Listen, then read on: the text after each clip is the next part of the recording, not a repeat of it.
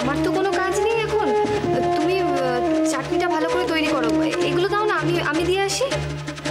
যাবেন না? রঘুদা তো আবার আমাকেই যেতে বলেছে। থাক বাবা, রঘুদাকে কিচ্ছু বলতে তো হবে না, বলার তো দরকার নেই। তুমি আমাকে দাও, আমি কি করবো এখন? আমার তো কোনো কাজ নেই, আমি দিয়ে আসছি। ঠিক আছে যান, কিন্তু শুনুন না, ওখানে না আপনি বেশিক্ষণ থাকবেন না। নতুন দাদাবাবু না আপনাকে দেখলে বা চিৎকার চেঁচামেচি শুরু করে দেবে। আরে বাবা, আমি বুঝতে পেরেছি, তুমি এদিকটা সামলাও কেমন?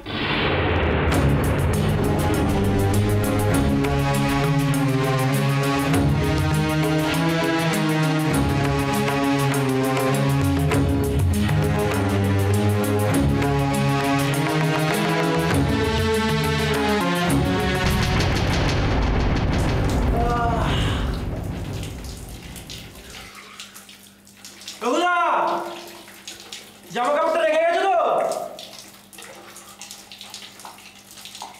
ও, রঘুদা তো ডাব আনতে গেছে। আমি নিশ্চয়ই গোলাপি দিকে বলে গেছে। গোলাপি দি, জামা কাপড়টা রেখে দিও কিন্তু, না হয়ে গেছে আমার।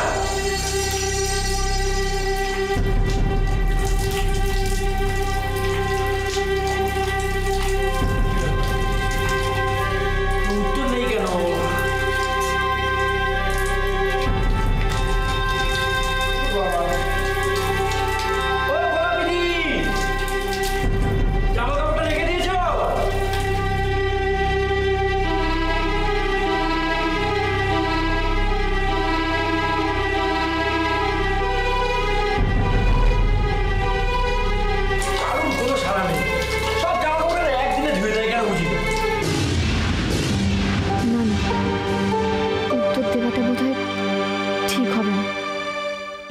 ভাববে রোহন? যদি প্রশ্ন করে বসে কেন এসেছেন এই ঘরে, কি করছেন একা ঘরে? এক্ষুনি হয়তো বাথরুম থেকে বেরোবে। যদি যদি আমাকে দেখে রেগে যায়, চলে যাব আমি।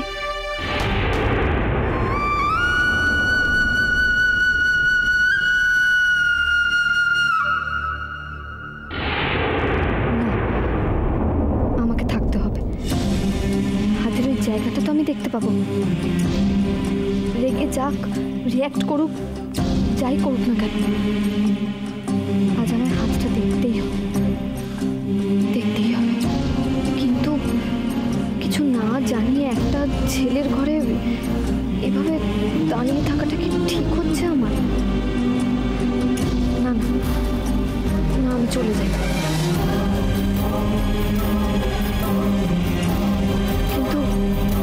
পরে যদি হাতটা দেখতে না পাই, না গেলে হবে না। ভগবান যখন সুযোগটা আমার করে দিয়েছে, তখন এটা কিছুতেই মিস করা যাবে। যা আমি থাকবো, আমি এই ঘরেই থাকবো।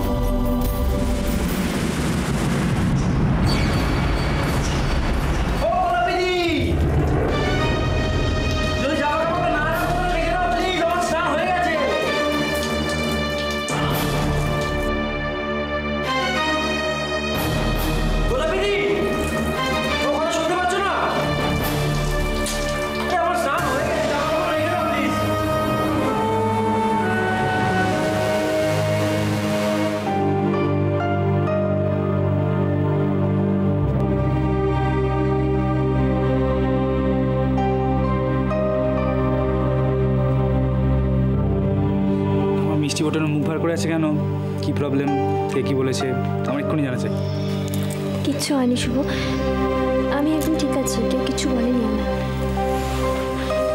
মিথ্যে কথা বলছো। কিছু না হলে তোমার মুখ থেকে হওয়ার কথা না। ওর থেকে শুনছিলাম কে একটা ফোন করেছিল। কে? মেজ বৌদি ফোন করেছিল আমাকে। ও, মেজ বৌদি জানতে চেয়েছিলেন আমরা কেমন আছি? না শুভ, মেজ বৌদি ফোন করে সোনামাকে চাইছিল। মেজ বৌদি?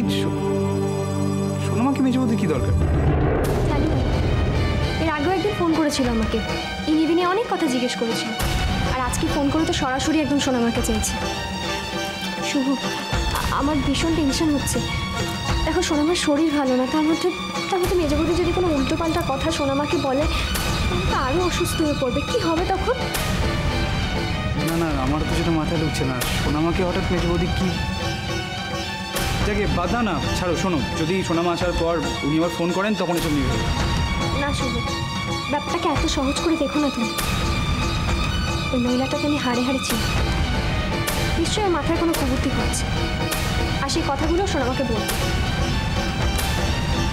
এই পাগলি, যদি সোনামাকেও কিছু বলে তাহলে কি এসে গেল? তোমাকে চেনে না, তোমাকে অবিশ্বাস করবেন না। আমি সেটা জানি শুভ, কিন্তু কি বলো তো, কোনো মিথ্যে কথা যদি বারবার করে কোনো মানুষকে বলা হয় না, তাহলে সেই মিথ্যেটা শেষ পর্যন্ত সত্যি হয়ে যায়।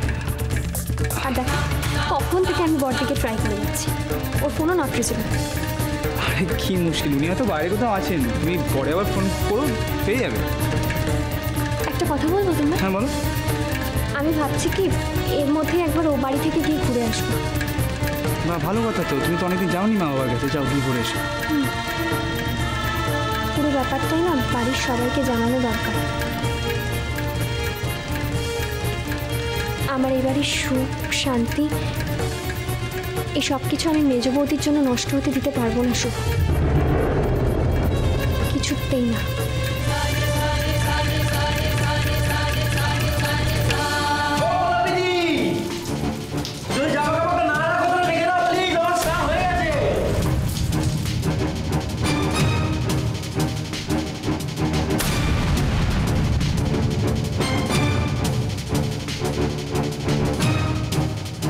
না না, এটা একদম ঠিক হচ্ছে না।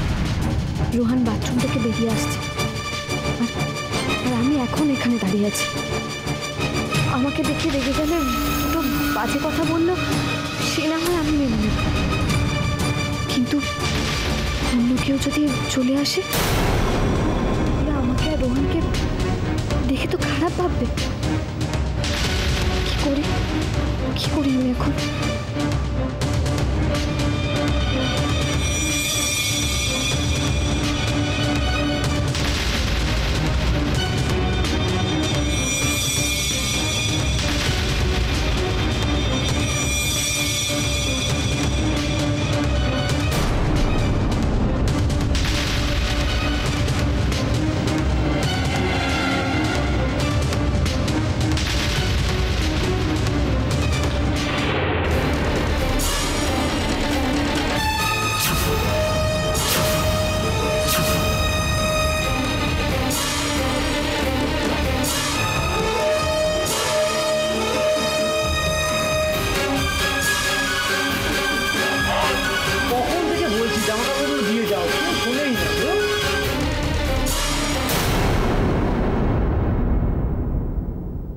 এই তো সব জামা করে কখন রেখে গেল কে জানি, তো ফোনে চিৎকার করছি, কোনো উত্তরই দেয় না, অদ্ভুত।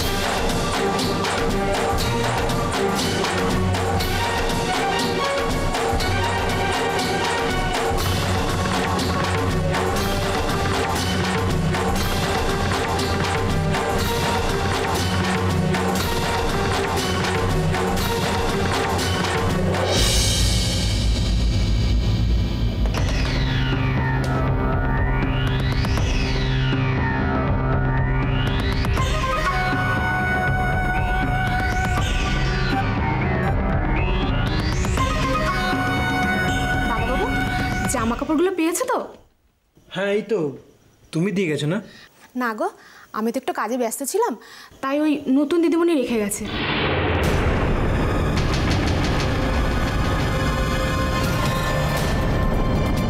নতুন দিদিমণি? আচ্ছা, এই ঘরে তো দেখছি না, কোথায় গেল বলো তো? আমি তো বাথরুম থেকে বেরিয়ে দেখিনি। তাহলে মনে হয় পড়ার ঘরে গেছে, আমি একবার গিয়ে দেখে আসি। হ্যাঁ ঠিক আছে, তুমি তাহলে গিয়ে দেখো।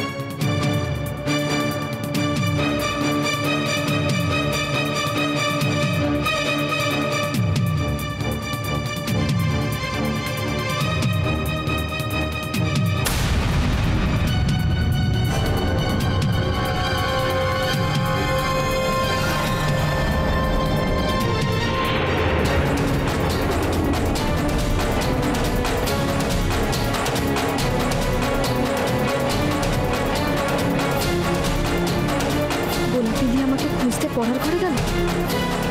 হে ভগবান, সারা বাড়ি খুঁজলেও তো আমাকে কোথাও পাবে না। গিয়ে যখন ও ঘরে সবাইকে কথাটা বলে দেবে, তখন তখন কি হবে? সবাই কি ভাববে? হে ভগবান, কি করবো আমি এখন? আমি এখন কি করবো?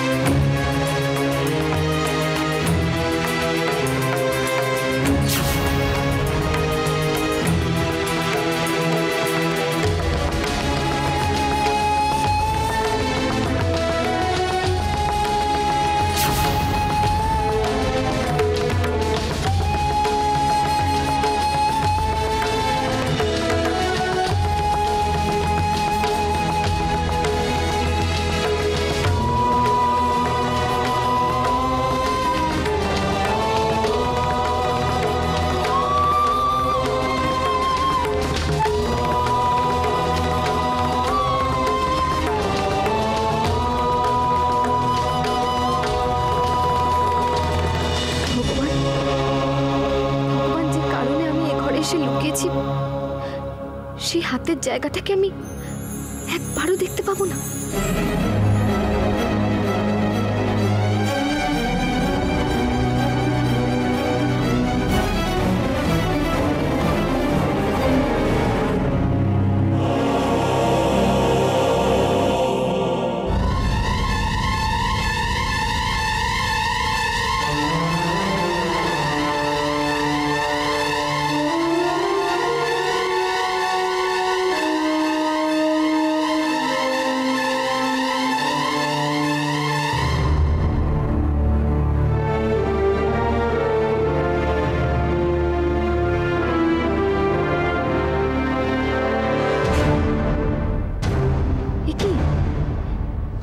শার্টটা পরে ফেলবে নাকি?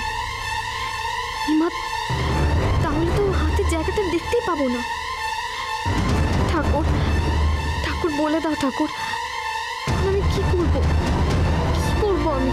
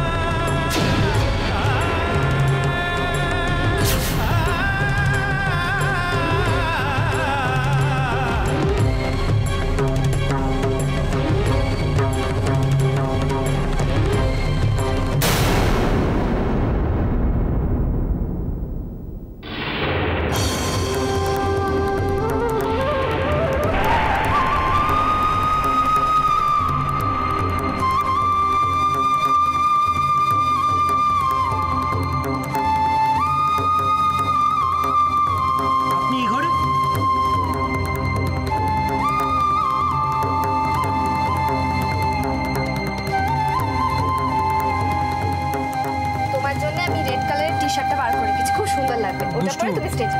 রেড টি শার্টটা না, ওটার হাতাটা না কেমন একটা ছোট, হাতটা তুললেই বেরিয়ে যায়। এই চোরের দাগটা লাইট পড়লে খুব বিচ্ছিরি লাগে, প্লিজ ওটা না।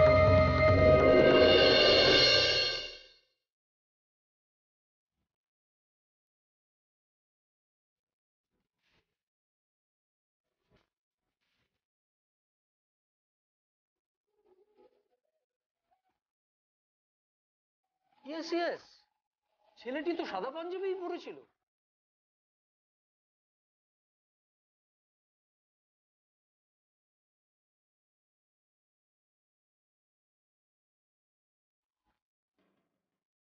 কাউকে খুঁজছেন? ভেসে যাচ্ছে